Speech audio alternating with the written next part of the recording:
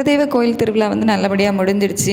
நான் வந்து இப்போ தான் ஃபஸ்ட் டைமாக போயிருக்கேன். மேரேஜ் ஆகி 4 இயர்ஸ் ஆகிடுச்சு. ஸோ இப்போ தான் ஃபஸ்ட் டைமாக வந்து குலதெய்வ கோயில் திருவிழா வந்து அட்டன் பண்ணியிருக்கேன். ஸோ நல்லபடியாக வந்து 3 நாளும் போச்சுது. ஸோ கோயில் திருவிழா எல்லாமே வந்து நல்லபடியாக முடிஞ்சதுக்கப்புறமா வந்து சாப்பாடு கொடுத்துருந்தாங்க. ஸோ நல்லபடியாக வந்து சாப்பிட்டோம். சாப்பிட்டுட்டு வீட்டுக்கு கிளம்புற நேரத்தில் வந்து மழை வந்துடுச்சு. ஸோ வர்ண பகவான் வந்து இவ்வளோ நேரம் வெயிட் பண்ணதே வந்து பெரிய விஷயம். ஸோ ஓகே அப்படின்னு சொல்லிட்டு காரில் தானே போயிருந்தோம், நனையெல்லாம் இல்லை. ஸோ காரில் வந்து வீட்டுக்கு வந்துட்டோம். வீட்டுக்கு வந்து கொஞ்சம் நேரம் ரெஸ்ட் எடுத்துகிட்டு அதுக்கப்புறமா கிளம்பி வெளியே போயிருந்தோம். எங்கே அப்படின்னா, எனக்கு ஒரு வெள்ளி மோதிரம் வந்து நான் கையில் போட்டிருந்தேன். அது வந்து மிஸ் ஆகிடுச்சு. வீட்டில் தான் வந்து கழட்டி வச்சுருந்தேன். பட் பார்த்திங்க அப்படின்னா ஒரு 2 ஹவர்ஸில் வந்து அது எங்கே போச்சுதுன்னு தெரில, காணாமல் போயிடுச்சு. சரி, எனக்கு ஒரு வெள்ளி மோதிரம் வாங்கியே ஆகணும் அப்படின்ட்டு இருந்துச்சு.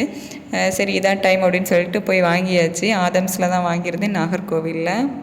2 கிராம் தான் வெள்ளி ரிங். பட் அதோட பால் வெள்ளி அப்படின்னு சொன்னாங்க. ஸோ ரேட் வந்து 550 வந்துடுச்சு.